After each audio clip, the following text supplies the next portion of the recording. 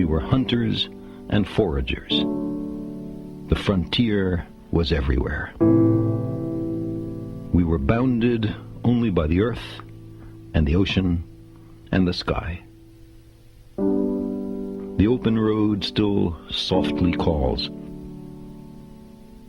Our little terraqueous globe is the madhouse of those 100,000 millions of worlds. We who cannot even put our own planetary home in order, riven with rivalries and hatreds, are we to venture out into space? By the time we're ready to settle even the nearest other planetary systems, we will have changed.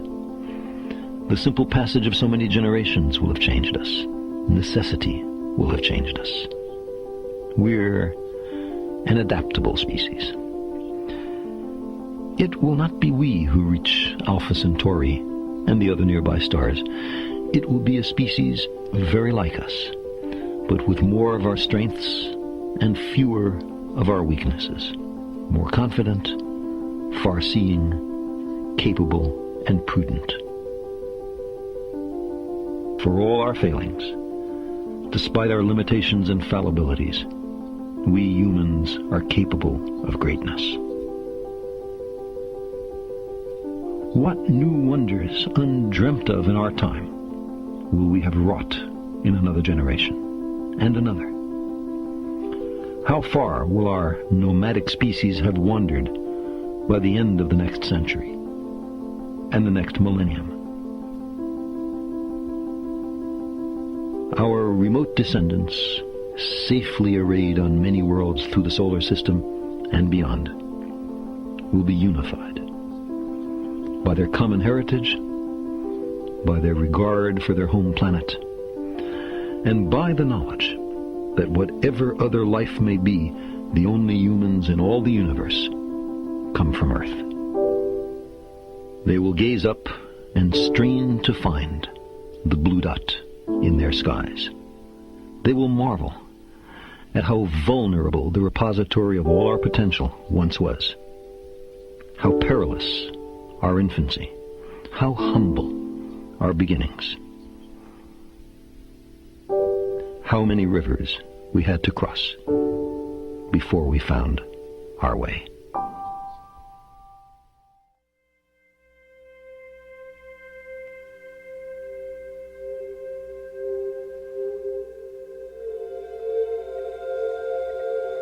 As children, we fear the dark.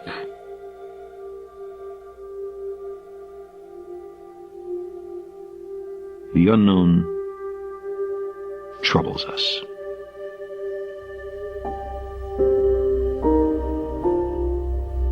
Anything might be out there. Ironically, it's our fate to live in the dark. Head out from the earth in any direction you choose. And after an initial flash of blue, you are surrounded by blackness, punctuated only here and there by the faint and distant stars.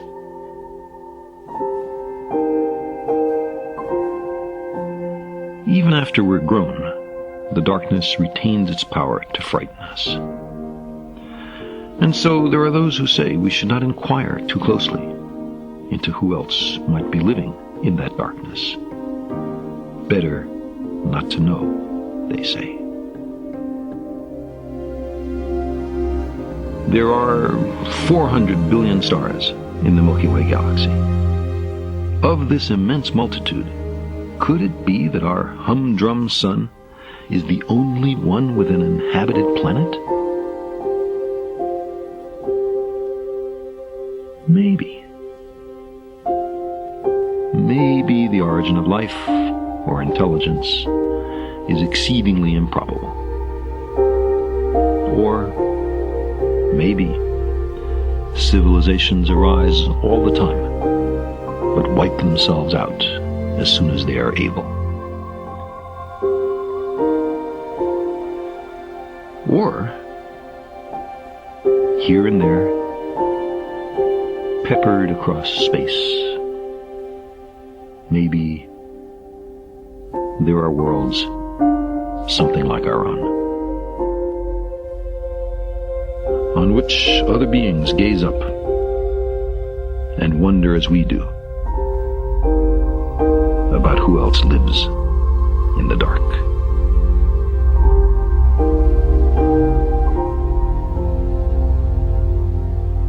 Life is a comparative rarity. You can survey dozens of worlds and find that in only one of them does life arise and evolve and persist. If we humans ever go to those worlds, then it will be because a nation or a consortium of them believes it to be to its advantage, or to the advantage of the human species. In our time, we've crossed the solar system and sent 4 ships to the stars. But we continue to search for inhabitants. Life looks for life.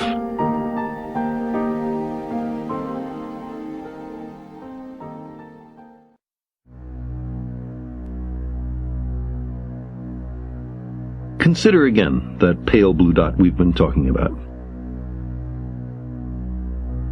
Imagine that you take a good long look at it. Imagine you're staring at the dot for any length of time, and then try to convince yourself that God created the whole universe for one of the 10 million or so species of life that inhabit that speck of dust.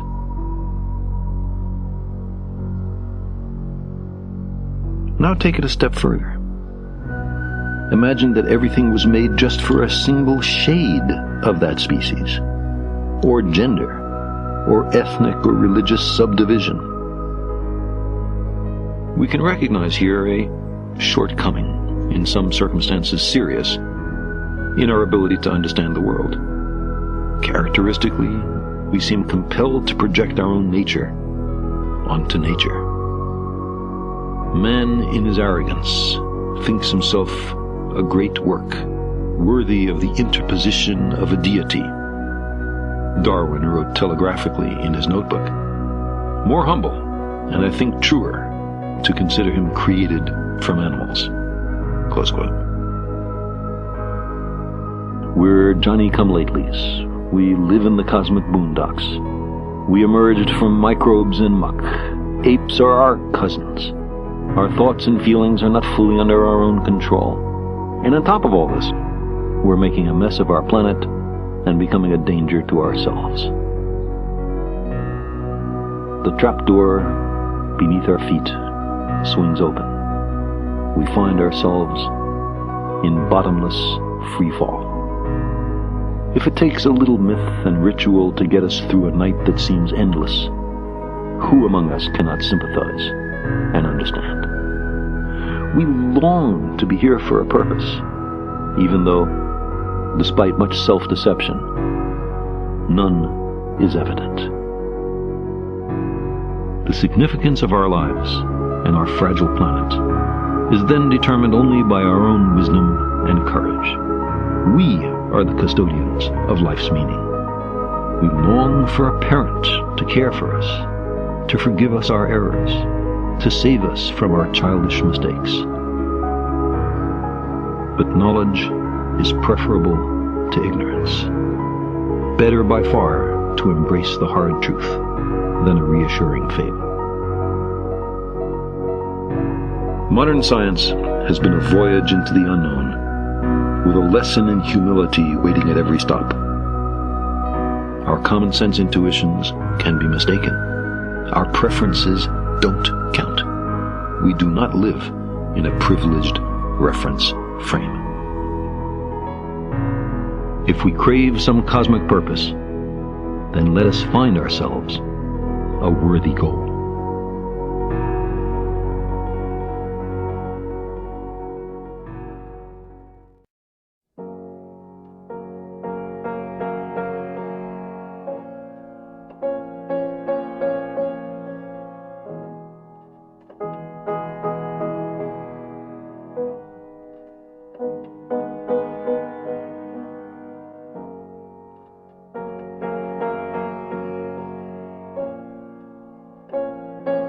It's easy to imagine skeins of historical causality.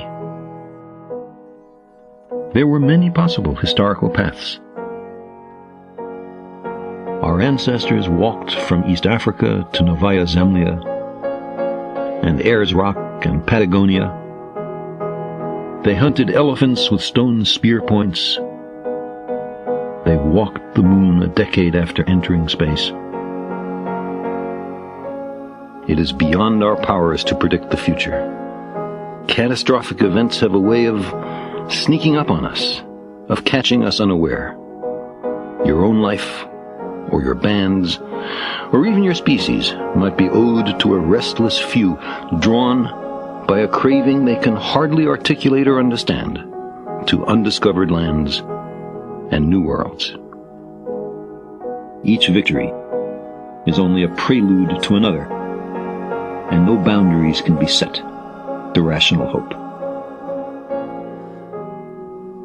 Our particular causality scheme has brought us to a modest and rudimentary, although in many respects heroic, series of explorations. But it is far inferior to what might have been, and what may one day be.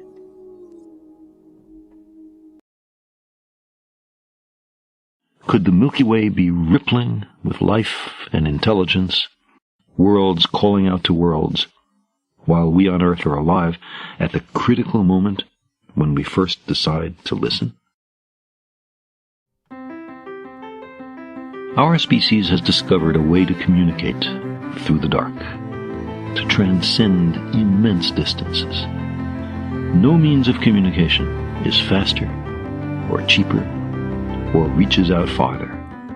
It's called radio.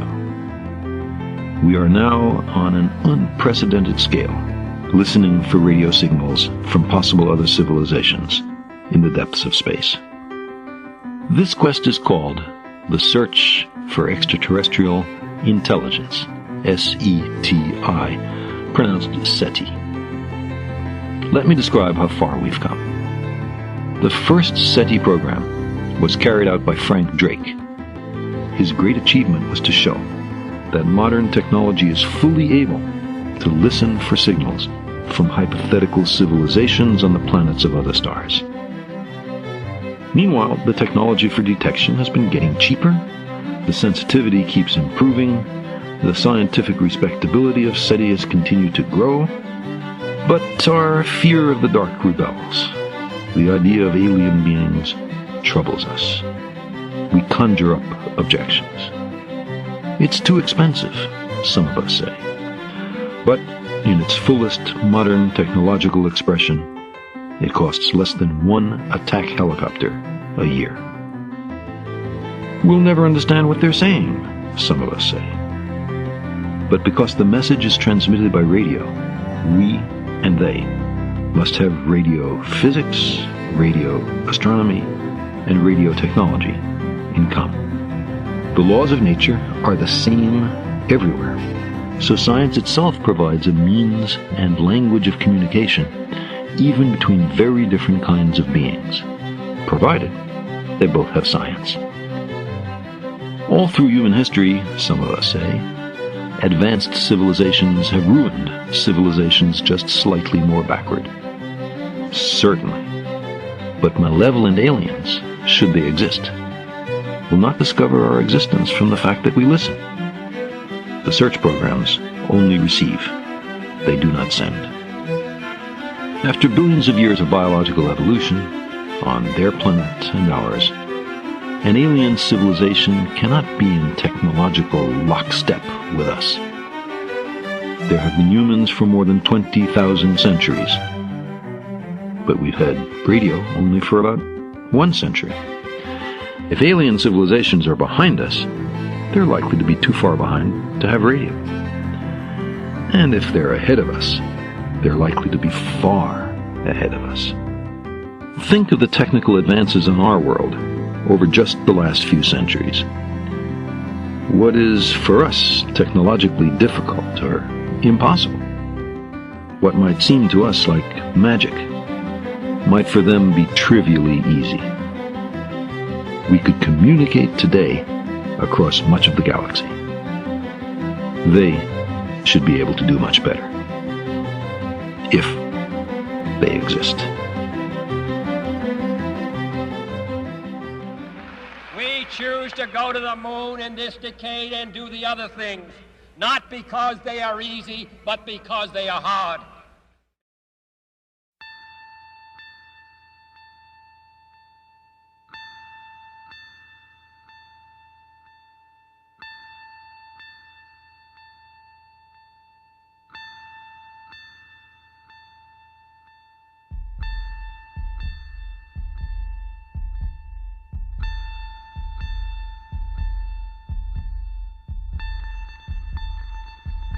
We had an expansive run in the 60s and the 70s. You might have thought, as I did then, that our species would be on Mars before the century was over. But instead, we've pulled inward. Robots aside, we've backed off from the planets and the stars. I keep asking myself, is it a failure of nerve or a sign of maturity? Maybe it's the most we could reasonably have expected. In a way, it's amazing that it was possible at all. We sent 12 humans on week-long excursions to the moon, missions that returned a wealth of data, but nothing of short-term, everyday, bread-on-the-table, practical value, or at least not much. They lifted the human spirit, though. They enlightened us about our place in the universe. A highly visible program affecting our view of ourselves might clarify the fragility of our planetary environment and the common peril and responsibility of all the nations and peoples of Earth. There's something more. Spaceflight speaks to something deep inside us. Many of us, if not all. A scientific colleague tells me about a recent trip to the New Guinea highlands, where she visited a Stone Age culture hardly contacted by Western civilization. They were ignorant of wristwatches, soft drinks, frozen food. But they knew about Apollo 11. They knew that humans had walked on the moon. They knew the names of Armstrong and Aldrin and Collins. They wanted to know who was visiting the moon these days. Projects that are future-oriented, that, despite their political difficulties, can be completed only in some distant decade, are continuing reminders that there will be a future. Winning a foothold on other worlds whispers in our ears that we're more than Picts, or Serbs, or Tongans. We're humans. In the meantime, people everywhere hunger to understand. The idea that we've now understood something never grasped by anybody who ever lived before. That exhilaration, especially intense for the scientists involved, but perceptible to nearly everybody, propagates through the society, bounces off walls, and comes back at us. It encourages us to address problems in other fields that have also never been solved. It increases the general sense of optimism in the society. It gives currency to critical thinking of the sort urgently needed if we're going to solve hitherto intractable social issues. It helps stimulate a new generation of scientists. The more science in the media, especially if methods are described as well as conclusions and implications, the healthier, I believe, the society is. There's plenty of housework to be done down here on Earth, and our commitment to it must be steadfast. But we're the kind of species that needs a frontier for fundamental biological reasons. Every time humanity stretches itself, it receives a jolt of productive vitality that can carry it for centuries. Yuri Romanenko, on returning to Earth, after what was then the longest spaceflight in history, said, quote, "The cosmos is a magnet. Once you've been there, all you can think of is how to get back."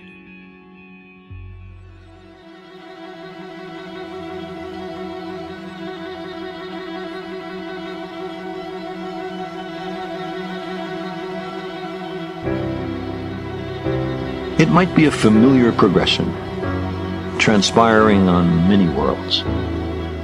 A planet newly formed placidly revolves around its star. Life slowly forms. A kaleidoscopic procession of creatures evolves.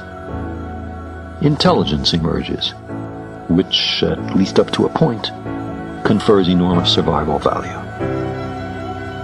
And then, technology is invented. In a flash, they create world-altering contrivances. Some planetary civilizations see their way through, place limits on what may and what must not be done, and safely pass through the time of perils. Others, not so lucky or so prudent, perish. This is one reason that in the long astronomical perspective, there is something truly epical about now. This is the first moment in the history of our planet when any species, by its own voluntary actions, has become a danger to itself, as well as to vast numbers of others. We humans have already precipitated extinctions of species on a scale unprecedented since the end of the Cretaceous period. But only in the last decade has the magnitude of these extinctions become clear, and the possibility raised that in our ignorance of the interrelations of life on Earth, we may be endangering our own future. Of course, we must keep our planet habitable, not on a leisurely timescale of centuries or millennia, but urgently on a timescale of decades or even years. This will involve changes in government, in industry, in ethics, in economics, and in religion. We've never done such a thing before, certainly not on a global scale. It may well be too difficult for us. Dangerous technologies may be too widespread. Corruption may be too pervasive.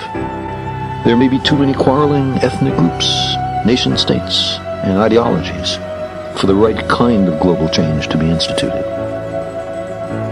However, we humans also have a history of making long-lasting social change that nearly everyone thought was impossible. We have often, despite our diversity, despite endemic hatreds, pulled together to face a common enemy. Our leverage on the future is high just now. We seem these days much more willing to recognize the perils before us than we were even a decade ago. The newly recognized dangers threaten all of us equally. No one can say how it will turn out down here. But this is also, we may note, the first time that a species has become able to journey to the planets and the stars. Sailors on a becalmed sea, we sense the stirring of a breeze.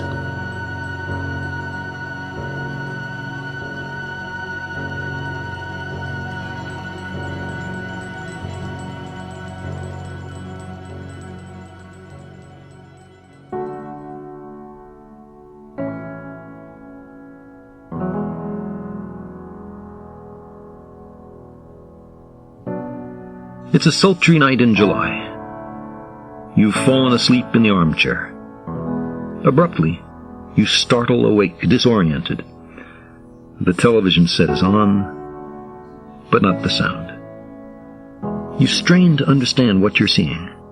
Two ghostly white figures in coveralls and helmets are softly dancing.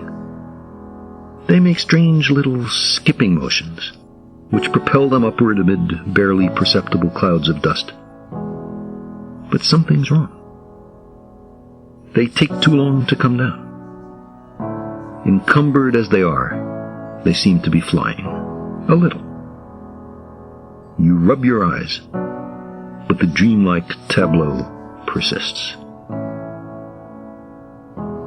Of all the events surrounding Apollo 11's landing on the moon on July 20th, 1969, my most vivid recollection is its unreal quality.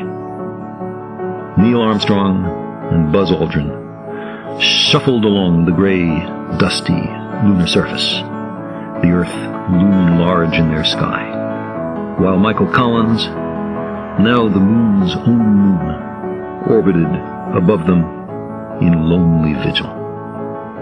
Yes, it was an astonishing technological achievement and a triumph for the United States. Yes, the astronauts displayed death-defying courage. Yes, as Armstrong said as he first alighted, this was a historic step for the human species. But if you turned off the byplay between Mission Control and the Sea of Tranquility, with its deliberately mundane and routine chatter, and stared into that black and white television monitor, you could glimpse that we humans had entered the realm of myth and legend. Once upon a time, we soared into the solar system for a few years. Then we hurried back. Why? What happened? What was Apollo really about? Apollo conveyed a confidence, energy, and breadth of vision that did capture the imagination of the world. It inspired an optimism about technology, an enthusiasm for the future. If we could fly to the moon, as so many have asked, what else were we capable of? We may have found that perspective just in time, just as our technology threatens the habitability of our world. Whatever the reason we first mustered the Apollo program, however mired it was in Cold War nationalism and the instruments of death, the inescapable recognition of the unity and fragility of the Earth is its clear and luminous dividend, the unexpected, final gift of Apollo.